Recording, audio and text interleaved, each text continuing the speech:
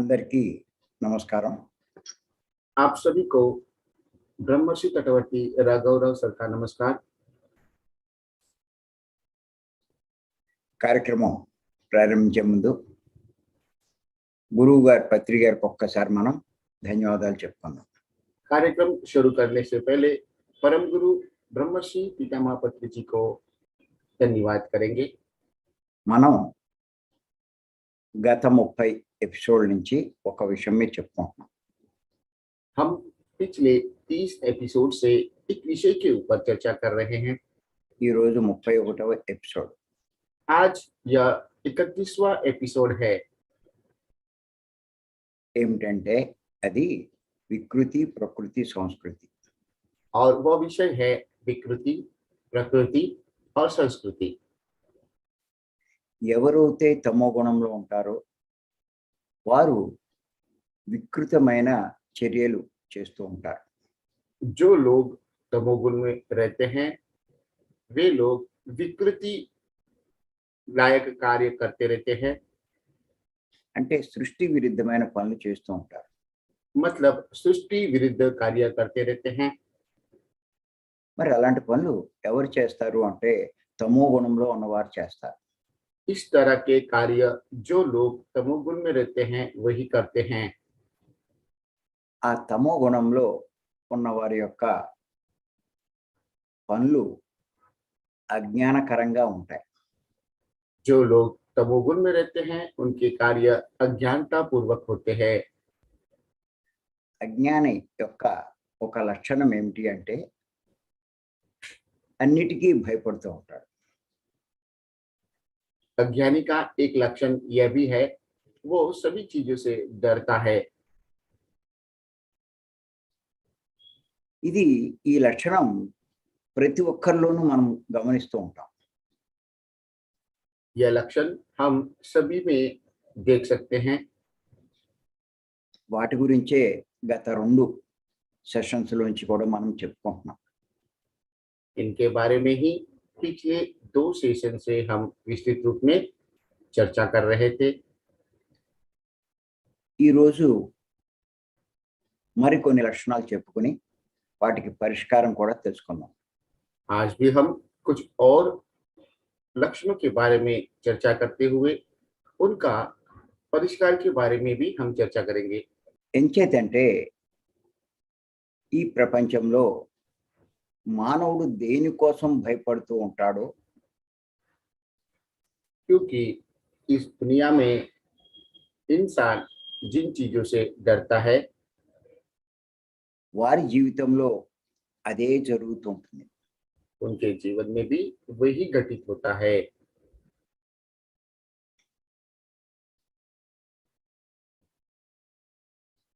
చూడండి, ఇంకా మనకి అర్థం కావాలంటే इस बात को और गहराई पूर्वक समझना है तो మానవుడు ఏది జరగకూడదని దేవుని ప్రార్థిస్తూ ఉంటాడో मानव जो ना घटित होने के लिए भगवान को प्रार्थना करता है,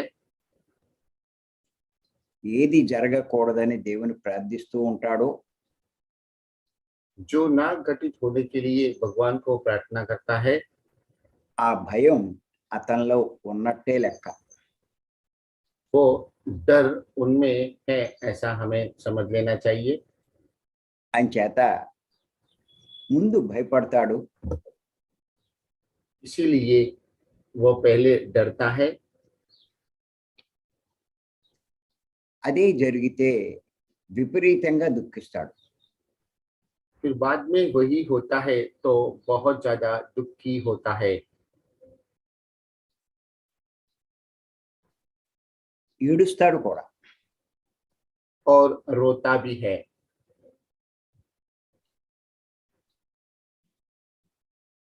ఎన్నో రోజులు, నెలలు కూడా ఆ బాధ నుంచి బయటపడలేడు. कुछ दिनों तक, महीनों तक उस दुख से बाहर नहीं जा पाता है। అంచేత మానవుడు దేనికి భయపడుతూ ఉంటాడో అవే జరుగుతాయి, అదే జరుగుతుంది అన్న విషయం అన్న విషయాలు ఇప్పుడు తెలుసుకున్నాం. इसलिए मानव जिन चीजों से डरता है वही उसी के साथ में होता है। यह विषय आज हम निश्चित रूप में जानकारी प्राप्त करेंगे।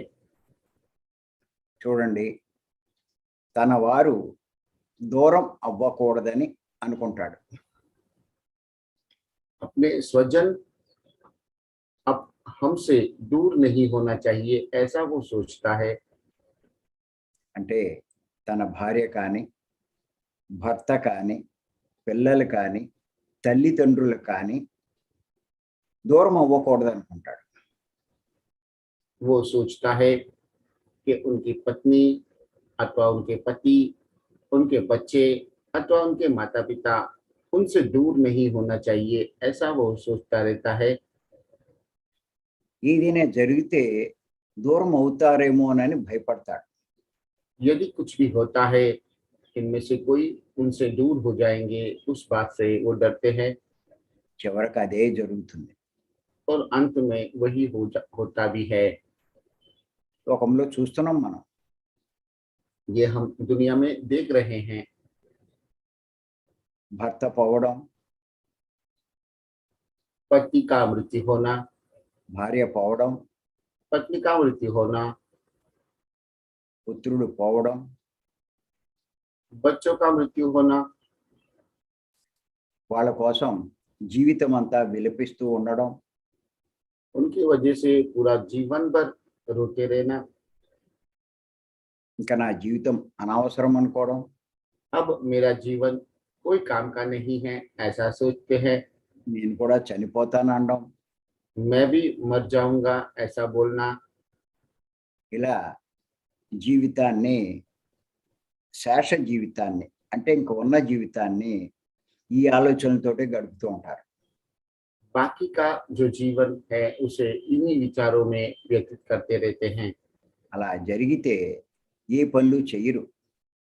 यदि ऐसा होता है तो वो कोई भी कार्य नहीं करते हैं। వ్యాపారం చేసేవాడు వ్యాపారం చేయలేడు. व्यापार करने वाला व्यापार नहीं करेगा, ఉద్యోగం చేసేవాడు ఉద్యోగం చేయలేడు. नौकरी करने वाला नौकरी नहीं करेगा। చాలా విరక్తి కలుగుతుంది అన్నిటి మీద. उन्हें सभी चीजों से वैराग्य होने लगता है। చెయ్యగలిగి ఏమీ చెయ్యడు. उन्हें जो करना चाहिए वो ऐसा कुछ भी अब नहीं करता है। ఒక రకంగా తన జీవితాన్నే నష్టపెట్టుకుంటాడు. एक प्रकार से उनका पूरा जीवन को नुकसान कर लेता है। అంచేత మరి ఇటువంటి పరిస్థితులు ఉన్న వాళ్ళు ఏం చేయాలో తెలుసుకుందాం. इसीलिए इस तरह के परिस्थिति का शिकार होते हैं वे लोगों को क्या करना चाहिए, उस विषय में हम अभी जानकारी प्राप्त करेंगे। ఇంచేతంటే ఈ విషయం గురించే ఎంతో మంది మరి అడగడం జరిగింది.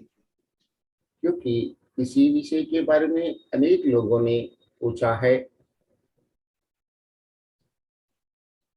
ఇది ప్రతి ఒక్కరికి ఎదురయ్యే సమస్య. यह समस्या के शिकार बहुत से लोग होते हैं। మరి ఇందులోంచి బయట పడాలి అంటే ఎవరైనా సరే इस समस्या से बाहर निकलने के लिए किसी को भी అసలు తాను ఎవరు, सबसे पहले वे कौन है, ముందు తాను ఎవరు पहले అన్నది తెలుసుకోవాలి. वे कौन है इस बात को जानना जरूरी है। తన వారు అనుకుంటున్న వారంతా ఎవరు, जिनको वो अपना समझते हैं वे सब कौन है। తన వారని అనుకుంటున్న వారంతా ఎవరు, जिनको अपना समझते हैं वे सब कौन है। అన్నది తెలుసుకోగలిగితే यह बात यदि जान पाते हैं తన వారు దూరం అవుతారు అన్న భయం ఎప్పుడూ ఉండదు. बिछड़ने का डर कभी नहीं होता है। తన వారు దూరం అవుతారు అన్న భయం ఎప్పుడూ ఉండదు. अपने स्वजन उनसे दूर होंगे इस तरह का डर कभी भी नहीं रहता है।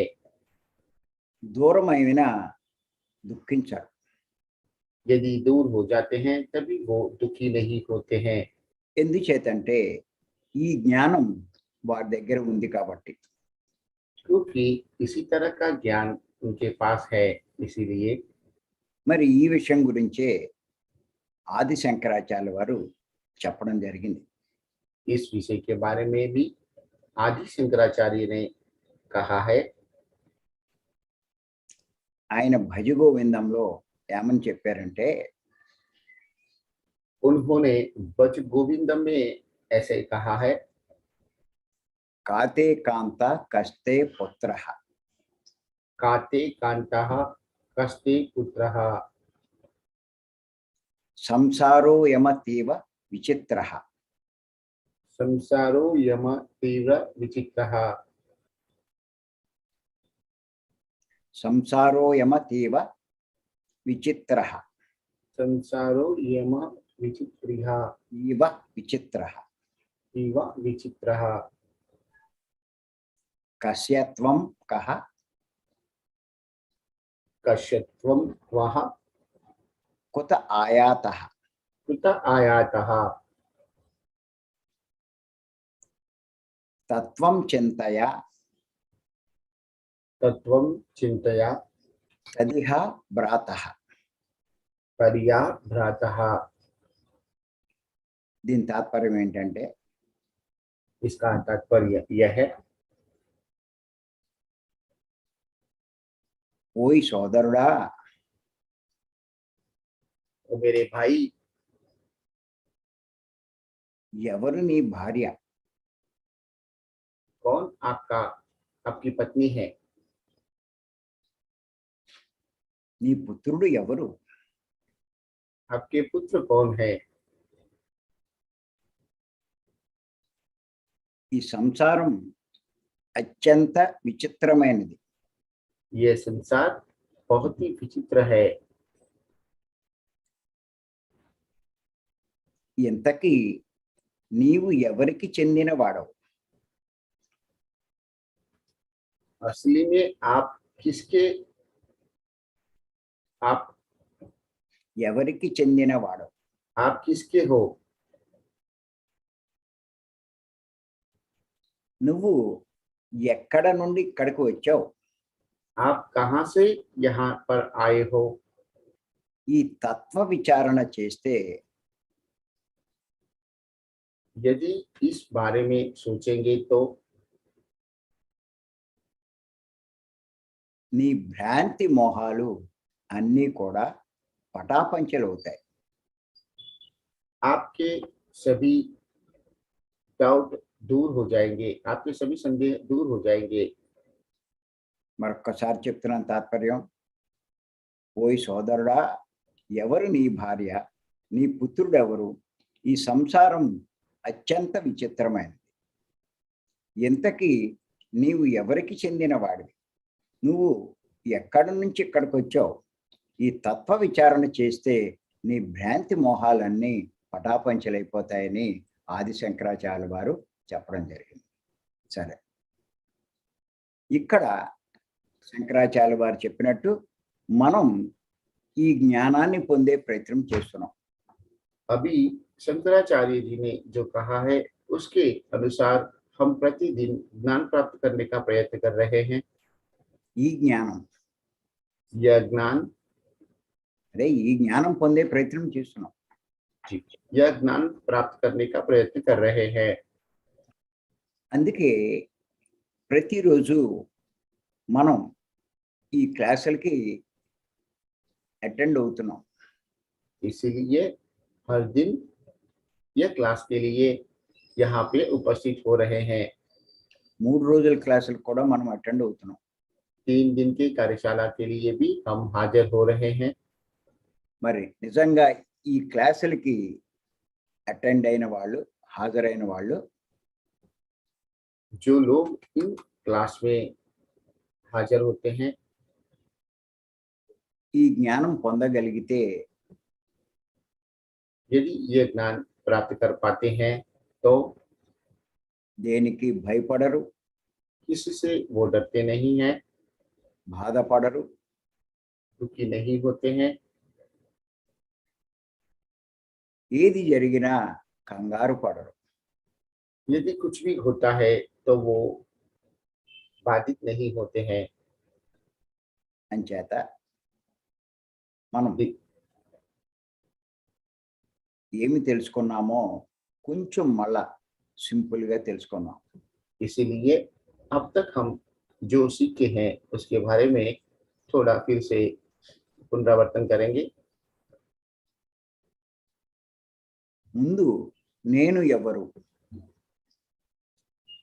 पहले मैं कौन हूँ,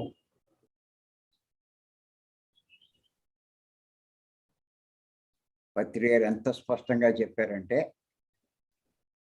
पत्री जी ने स्पष्ट रूप से कहा है, నేను ఆత్మను, मैं आत्मा हूँ,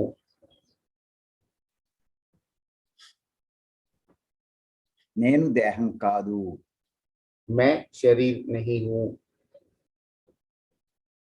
ప్రతి ఒక్కరూ ఈ విషయం ప్రతిరోజు అనుక్షణం గుర్తు పెట్టుకుంటూ ఉండాలి.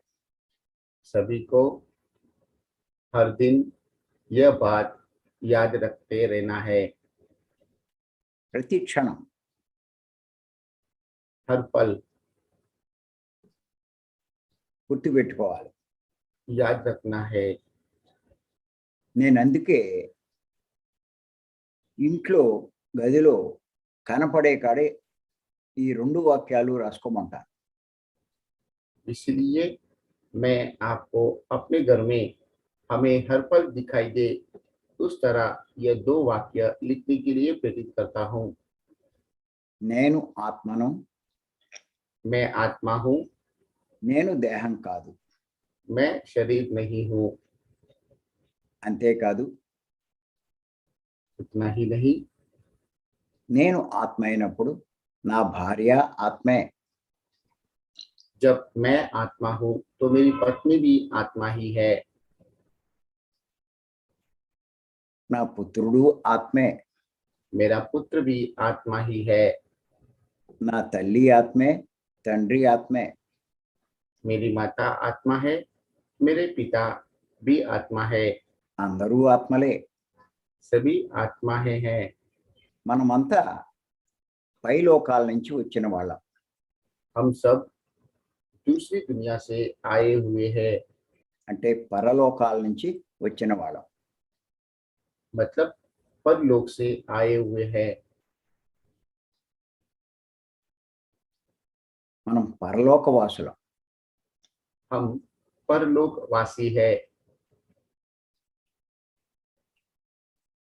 కొన్ని అనుభవాలు పొందడానికి, పాఠాలు నేర్చుకోవడానికి ప్రతి ఒక్కరము వచ్చాం. कुछ अनुभव प्राप्त करने के लिए, यहाँ पे पाठ सीखने के लिए हम सभी यहाँ पे आए हैं। భూమి మీదకి వచ్చి ఒక్కొక్కళ్ళము ఈ దేహం తీసుకున్నాం. इस धरती पे आकर हम सभी ने यह देह को स्वीकार, ये देह को प्राप्त किया है। అంతేగాని ఈ దేహం మనం కాదు. इतना ही है, लेकिन यह देह शरीर हम नहीं हैं। ఇక్కడ ఎవరి కోసము మనం రాలా. हम यहाँ पे किसी के लिए भी नहीं आए हैं। మన కోసమే మనం వచ్చాం. हम अपने आप के लिए आए हैं। కుటుంబాన్ని ఉద్ధరించడం కోసం మనం రాలా. परिवार का उद्धार करने के लिए हम यहाँ पे नहीं आए हैं। మనల్ని మనం ఉద్ధరించుకోవడానికే వచ్చాం. हमें अपने आप का उद्धार करने के लिए हम यहाँ पे आए हैं। మనం ఎవరో మనకి తెలియక हम कौन है यह बात नहीं पता है, इसीलिए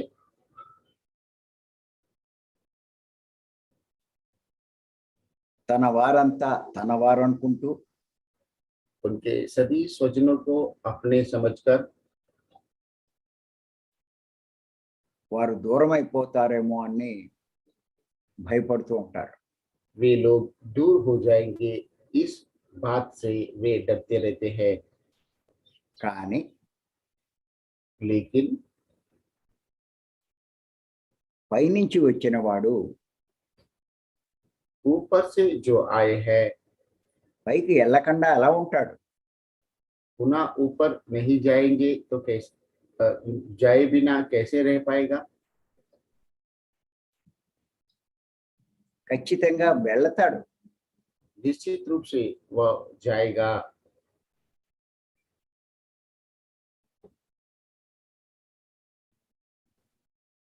ఎవ్వరూ ఇక్కడ ఉండరు. कोई भी यहाँ पे नहीं रहेगा। కొంచెం ముందర కొంచెం వెనకాల. थोड़ा पहले अथवा थोड़े दिन के बाद, కానీ వెళ్ళి తీరాలి. लेकिन जाना ही पड़ेगा। ప్రతి ఒక్కరూ ఇది అర్థం చేసుకోవాలి. यह बात सभी को समझना है।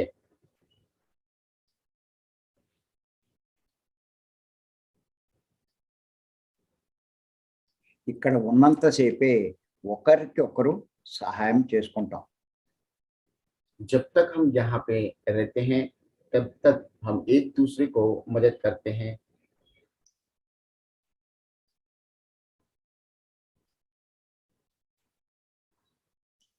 ఒకరితో ఒకరు కలిసి ఉంటాం. एक दूसरे के साथ में मिल के रहते हैं। కానీ మనము చేయవలసిన పనులు చేసుకుంటూ ఉంటాం.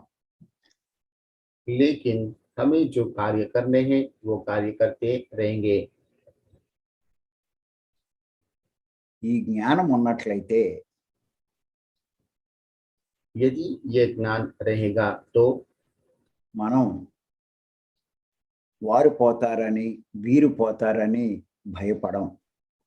हम वो जाएगा ये जाएगा इस बात से नहीं डरेंगे। అందుకే మీరు చూడండి, బుద్ధుని జీవితంలో, బుద్ధుడు యొక్క జీవితంలో यदि हम बुद्ध के जीवन में देखेंगे तो ఒక సంఘటన జరిగింది. एक एक घटना घटित होता है। ఒక స్త్రీ చనిపోయిన తన పుత్రుని తీసుకుని బుద్ధుడి దగ్గరికి వస్తుంది. एक स्त्री अपने मृत्यु हुआ ऐसा उनका संतान को लेकर उनके पास आते हैं। నాకు నా పుత్రుడు అంటే ఎంతో ఇష్టం. मुझे मेरे पुत्र से बहुत प्यार है, ये मुझे बहुत पसंद है। వాడు చనిపోయాడు, और वो मर गया है, నేను ఉండలేకపోతున్నాను. मैं रह नहीं पा रही हूँ। మీరు ఏదో రకంగా వాడిని బతికించాలి. कुछ भी करके आपको इसे बचाना है, లేకపోతే నేను చచ్చిపోతాను. नहीं तो मैं भी मर जाऊंगी। అప్పుడు బుద్ధుడు ఏమన్నాడంటే, సరే నేను బతికిస్తాను. तब बुद्ध ने ये कहा है, ठीक है मैं इसे बचा दूंगा। నువ్వు ఊళ్ళోకి వెళ్ళి आप गांव में जाकर ఎవరింట్లో అయితే చావు ఉండదో जिनके घर में अभी तक कोई मृत्यु नहीं हुआ है, వారింట్లోంచి కసిని నువ్వులు ఆవాలు పట్రా అన్నాడు. నువ్వులు పట్రా. उनके घर से कुछ तल लेके आइए। అప్పుడు ఆ స్త్రీ ఊర్లో అన్ని ఇళ్ళు తిరిగింది. तब वो महिला गांव के सभी घर घूमते रहे। ఏ ఇంట్లో చూసినా చనిపోయిన వాళ్ళే ఉన్నారు. सभी घरों में किसी न किसी की मृत्यु हुई है। తల్లో, తండ్రో, పిల్లలో, किसी భర్తో, की భార్యో ఎవరో ఒకడు చనిపోయే ఉన్నారు. किसी के घर में माता पिता बच्चे अथवा कोई ना कोई अथवा किसी न किसी के घर में किसी न किसी की मृत्यु हुआ ही है। అప్పుడు ఆవిడకి అర్థమైంది, तभी उसे यह बात समझ में आया పుట్టినవాడు గిట్టక మానడు అన్న సంగతి ఆవిడకి అర్థమైంది. जो जन्म लेता है उनका मृत्यु होता ही है, यह बात उन्हें समझ में आ गया। అప్పుడు బుద్ధుడి దగ్గరికి వెళ్ళి కాళ్ళ మీద పడింది. तब वो पुनः बुद्ध के पास जाकर उनके चरणों में गिर जाते हैं। నాకు అర్థమైంది, मुझे अब ये बात समझ में आ गया है మీరు ఎందుకు ఆ అక్కడికి ఆ ఊరికి పంపించారో నాకు అర్థమైంది. आप मुझे गांव में क्यों भेजे हैं, ये बात मुझे समझ में आ गया। ఎవరైనా మరణించవలసిందే, किसी को भी मरना ही पड़ेगा। శాశ్వతంగా ఎవరు ఉండరు यहाँ पे कोई भी शाश्वत नहीं है। అని చేత ఇప్పుడు నేనేం చేయాలో చెప్పండి అని ఆయన కాళ్ళ మీద పడింది. इसलिए अभी मुझे क्या करना चाहिए वो मुझे बताइए, ऐसा बोलते हुए उनके चरणों में गिर जाते हैं।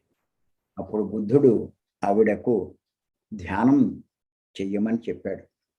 तभी बुद्ध ने उन्हें ध्यान करने के लिए कहा है। ఆవిడ అప్పటి నుంచి ధ్యానం చేస్తూ బుద్ధుని శిష్యురాలిగా మారిపోయింది. उसी दिन से ध्यान करते हुए वो बुद्ध के शिष्य बन के रह गए हैं। ఈ జ్ఞానం మనకు ఉన్నట్లయితే यदि यह ज्ञान हमारे पास रहेगा तब భర్త పోయాడనో, पति का मृत्यु हुआ है, భార్య పోయిందనో, पत्नी का मृत्यु हुआ है, తండ్రి పోయాడనో, पिता के मृत्यु हुआ है, తల్లి పోయిందనో, माता की मृत्यु हुआ है, పిల్లలు పోయారనో बच्चों की मृत्यु हुई है, బాధపడరు. ऐसा सोचते हुए वो दुखी नहीं होते हैं। వారి వచ్చారు, వారి పని పూర్తి చేసుకున్నారు, वे लोग आए हैं और उनका कार्य पूरा कर लिया है। వారు నిష్క్రమించారు. और यहाँ से चले गए हैं। ఇప్పుడు నేను చేయవలసిందేంటి? अब मुझे क्या करना है, దాని గురించి ఆలోచిస్తారు. उसके बारे में वह सोचते हैं। తాను చేయవలసింది చేస్తారు. उनको जो करना है वो करते हैं। తన జీవితాన్ని దానికి కేటాయించుకుంటారు. उनका जीवन उसके लिए ही गुजारते हैं। తాను భూమి మీదకి ఏడవడానికి రాలా, वो धरती पे रोने के लिए नहीं आया है। ఆత్మైన తాను జ్ఞానం సంపాదించుకోవడానికి వచ్చాడు. आत्मा रूपी वो यहाँ पे ज्ञान प्राप्त करने के लिए आया है। అంచేత పత్రి గారు చెప్పినటువంటి ఈ శ్వాస మీద ధ్యాస చేస్తూ ఆ జ్ఞానాన్ని సంపాదించుకుంటారు. इसलिए पत्री जी ने जो कहा है, ऐसा श्वास के ऊपर ध्यान केंद्रित करने वाली साधना को करते हुए ज्ञान प्राप्त करेगा। వాడు ఎంతో అదృష్టవంతుడు అవుతాడు. और वो बहुत नसीबदार बन जाता है। తాను ఎప్పుడో అప్పుడు పైలోకాలకు వెళ్ళవలసిన వాడే. उनको भी कभी न कभी दूसरी ऊपर की दुनिया में जाना ही है। వెళ్ళే లోపల చెయ్యవలసింది చేస్తాడు. जाने से पहले जो उनको करना है वो करता है। పైకి వెళ్ళి ఎంతో లాభాన్ని పొందుతాడు. ऊपर जाकर बहुत लाभ प्राप्त करता है। అంచేత ఈ జ్ఞానమంతా కలిగిన వాడు इसीलिए यह सभी ज्ञान पाने वाला ఇతరుల కోసం దుఃఖించడు, दूसरों के लिए कभी दुखी नहीं होते हैं, భయపడడు. डरते नहीं हैं। అంచేత మనమందరము ఆ జ్ఞానం సంపాదించుకోవాలి. इसलिए हम सभी को वह ज्ञान प्राप्त करना है। దానికి ఈ ధ్యానం చెయ్యాలి. उसके लिए हमें यह ध्यान करना है। ఆ పనే మనమంతా చేస్తున్నాం. हम सब वही काम कर रहे हैं। ఒక విషయం మటుకు గుర్తుపెట్టుకోండి. एक बात याद रखिए, పత్రి గారు చెప్పినటువంటి శ్వాస మీద ధ్యాస చేసిన వాడికే जो लोग पत्री जी ने कहा ऐसा श्वास के ऊपर ध्यान रखने वाली साधना करेंगे, వాడికే తానెవరో తెలుస్తుంది. उनको ही वो कौन है यह समझ पाते हैं। కానీ ఎవరైతే ఈ గైడింగ్ మెడిటేషన్ చేస్తారో जो लोग ये गाइडिंग मेडिटेशन करते हैं, వారికి తానెవరో తెలీదు. उनको वे कौन है वो समझ में नहीं आता है। ఎందుచేతంటే ఎంతసేపు వారు శరీరం కోసము మనసు కోసమే చేస్తూ ఉంటారు. क्योंकि हमेशा वो शरीर के लिए अथवा मन के लिए ही करते रहते हैं। అసలు ఆ శరీరము తాను కాదు, మనసు తాను కాదు. वास्तव में वो शरीर भी वो नहीं है और मन भी वो नहीं है। ఎన్ని సంవత్సరాలు ధ్యానం చేసినా వాడు చేసిందంతా వృధా అయిపోతుంది. कितने भी साल वो ध्यान करेगा, वो जो भी किया है वो नष्ट हो जाता है। ఇంచేతంటే తాను ఆత్మ. क्योंकि वो आत्मा है। శరీరానికి లాభం వస్తే తనకేమీ లాభం లేదు. यदि शरीर को कोई लाभ होता है तो उनको कोई लाभ नहीं होता है। అంచేత పత్రి గారు చెప్పినటువంటి శ్వాస మీద ధ్యాస మనమంతా చెయ్యాలి. इसीलिए पत्री जी ने जो कहा है श्वास के ऊपर ध्यान रखने वाली साधना हम सबको करना है। మరి మనమంతా ఆ పనే చేస్తున్నాం. మనమంతా చాలా అదృష్టవంతులు. हम सब वही काम कर रहे हैं, हम सब बहुत ही भाग्यवान हैं। మరి ఈ అవకాశం ఇచ్చి మీ అందరికీ నేను ధన్యవాదాలు చెప్తున్నాను. यह मौका देने के लिए चक्रवर्ती राघव राव सर आप सबको धन्यवाद दे रहे हैं। Thank you. धन्यवाद। नमस्ते तटवर्ती राघवराव सर। నమస్తే మేడం. आत्मवंदन सर। चिरंजीवी सर आपको भी आत्मवंदन। नमस्ते मैम। थोड़ा सा मेरा मिस हो गया, मेरी पोती ने कुछ उसको खाने के लिए पूछा इसलिए मैं उठ गई, फिर भी मैं बताऊंगी, मुझे माफ करना सर। आज का आपने बहुत अच्छे से बताए कि जिन चीजों से डरते हैं वही हो जाते हैं मनुष्य को, और हम मनुष्य कभी भी विकृति स्थिति में रहेंगे तो डर ही फायदा होएगा। आगे बताऊं सर? एक मिनट సార్, ఈ రోజు వాళ్ళ మనవరాలు ఏదో భోజనం కావాలంటే ఆమె మధ్యలో లేచిపోయిందట, అందుకని మొత్తం రాసుకోలేదు, కానీ ఎంత రాసుకుందో అది చెప్తుంది. మనము దేని విషయంపై భయపడతామో అదే మనకు జరుగుతుంది అని చెప్తున్నారు. और जो हाँ इतना डरते हैं कि जो न घटित होने के लिए अपनी लाइफ में कुछ ऐसे घटना नहीं होने के लिए भगवान को बहुत प्रार्थना करते हैं, और डर उन्हें ही है जिनको भगवान पे ही विश्वास है, खुद पे विश्वास नहीं है। ये मेरी समझ है। వాళ్ళు ఆ భయాన్ని ఎంత భయపడతారంటే అది ఏదైతే ఆలోచిస్తారో ఏ విషయం పైన భయపడతారో ఆ విషయం వారితో కాకూడదని భగవంతుని ప్రార్థిస్తారు. ఎవరైతే నేను ఆత్మను అని తెలుసుకోరో వారే భగవంతుని ప్రార్థిస్తారని చెప్తున్నారు. और रोज बार बार इसी विचार में रह के दुख भी हो जाते हैं। ప్రతిరోజు ఇదే విషయంపై ఆలోచించి బాధపడుతూ ఉంటారు. और परिस्थिति का शिकार भी बन जाते हैं। మరి అదే వారితో జరగడం వల్ల వారు దుఃఖపడుతూ ఉంటారు. तो एक बात समझने के लिए, इस डर से दूर जाने के लिए पहला मनुष्य को हम कौन है, किस लिए आए हैं, और जिनको भी हम अपना समझते हैं वो भी कौन है, इसे अच्छी तरह से समझना चाहिए। ఈ భయం నుండి బయటపడాలంటే ముందు తానెవరో వారు ఎక్కడి నుంచి వచ్చారో ఈ విషయం తెలుసుకునే అవసరం ఉంది.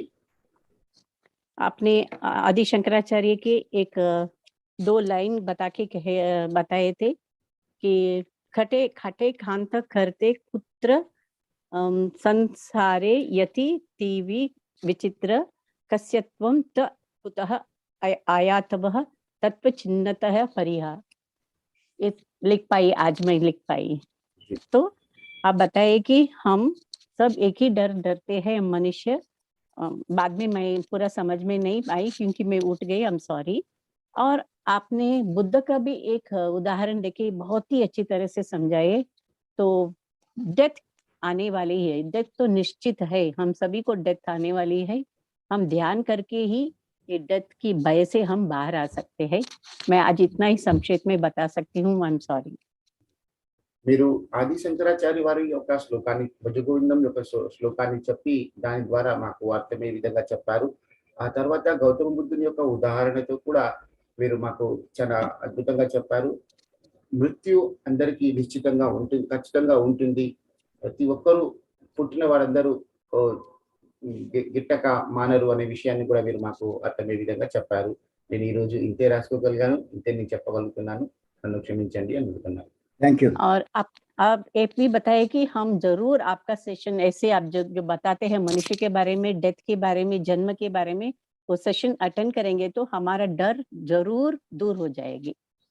మీరు ఎప్పుడైతే చావు గురించి, జన్మ గురించి, నేనెవరు ఈ విషయం గురించి చెప్తారో, ఇలాంటి సెషన్స్ ఎవరైతే అటెండ్ అవుతారో ఖచ్చితంగా వారి యొక్క భయం వారి నుండి దూరం అవుతుందని చెప్తున్నాను sir. Thank you Thank sir, you, madam. बहुत ही अच्छा था। आई एम सॉरी, आज धन्यवाद। छूट गया, मेरा कुछ छूट गया, I am sorry. Thank you Geeta ji. Governor Okay, उन्नर sir. నుంచి जी, और किसी को बात करना है तो పూనం ఉందా? पूनम जी अपने आप को अनम्यूट करेंगे, वीडियो हो सकता है तो ऑन करेंगे।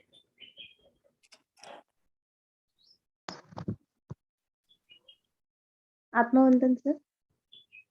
हाँ, नमस्ते पूनम जी। नमस्ते सर। तत्वती सर को भी कोटि कोटि प्रणाम, आपको भी कोटि कोटि प्रणाम सर। नमस्ते। పూనం जी सर। మీకు అర్థమైందా ఈ క్లాసు? आपको आज का सेशन समझ में आया? जी सर, आया, समझ में आया। పిల్లల మీద, భర్త మీద, అందరి మీద మమకారం ఉండాలా ఉండకూడదా? बच्चों के ऊपर, पति के ऊपर आपको प्यार अथवा मोह रहना चाहिए कि नहीं, ममत्व रहना चाहिए कि नहीं? हाँ, ये तो कल ही बहुत अच्छे से समझ में आ गया था सर कि ममत्व नहीं रहना चाहिए और जो शाश्वत है उसी को सत्य मानकर हमने ममत्व का त्याग करना चाहिए, उसे मुक्ति पाना चाहिए और वो ध्यान के द्वारा ही हो सकता है। और आज भी बहुत अच्छे से समझ में आया कि जो कभी-कभी लगता, हाँ, मैं ये कहती थी कि मतलब मेरी जो मम्मी है ऐसे मेडिटेशन के बारे में या फिर सत्संग वगैरह सुनती थी, तो मैं कहती थी कि मरने के बाद अगर कोई अपन रोते हैं किसी के लिए तो उनको मुक्ति नहीं मिलती है, उन्हें आगे बढ़ने में परेशानी होती है, ऊपर के लोकों में जाने में परेशानी होती है। तो मैं मेरी मम्मा से कहती थी कि नहीं मम्मा, आप जब आपकी जब डेथ होगी ना तो मैं तो रोऊँगी नहीं, पर किसी और को भी नहीं रोने दूँगी। बट इतना नॉलेज नहीं था कि मतलब क्या होता है रोने के बाद, मतलब क्यों नहीं रोना चाहिए या हाँ, अभी वो जैसे सर ने बताया है कि हम सब आत्मा है और हमारे ऊपर के जाने के बाद हम, मतलब ये लोक हमारे लिए है ही नहीं, हम परलोक से आए हुए हैं और परलोक में ही हमें जाना ही है। तो अभी जैसे बहुत ज़्यादा क्लियर हो गया है और बहुत अच्छे से समझ में आ गया है कि हाँ, हम शाश्वत मतलब कोई भी यहाँ पर शाश्वत है नहीं, हम सबको परलोक जाना ही है और वही हमारे लिए सबसे बेस्ट है कि हम आगे के वहाँ पर हम ज़्यादा उन्नति करते हैं। यहाँ पर हम सिर्फ अनुभव के लिए आए हैं, जो भी हो रहा है एक्सपीरियंस लेकर हमें आगे बढ़ना है बस। ఈ విషయాలు అన్ని నేను తెలుసుకోగలిగాను. ఇక్కడ ఎవరు కూడా శాశ్వతం కాదు అనే విషయాన్ని తెలుసుకున్నాను. భర్త పైన, పిల్లల పైన మమకారం ఉంటే వారు భయపడతారు అనే విషయాన్ని తెలుసుకున్నాను. కాబట్టి వారిపై ఎక్కువ మమకారం ఉండకూడదు అనే విషయాన్ని నేను నిన్నటి సెషన్లోనే తెలుసుకున్నాను. నేను మా అమ్మతో కూడా చెప్పాను ఈ రోజు నిన్నటి సెషన్ విన్నాక, ఎప్పుడైతే మీరు పోతారో అప్పుడు నేను ఎట్టి పరిస్థితుల్లో ఏడవను, అంతేకాకుండా ఎవరిని కూడా ఏడవనివ్వను అని కూడా చెప్పారు. ఇక్కడికి వచ్చిన వారు ఏదైతే శాశ్వతం కాదో దానిపై మనం ఎప్పుడు ఏడవకూడదు అని చెప్తున్నారు. అంతేకాకుండా పుట్టిన వారందరూ కూడా చనిపోతారనే విషయాన్ని తెలుసుకున్నాను అని చెప్తున్నాను సార్. Thank you madam. ధన్యవాదాలు Poonam. Thank you sir, thank you very much. Thank you.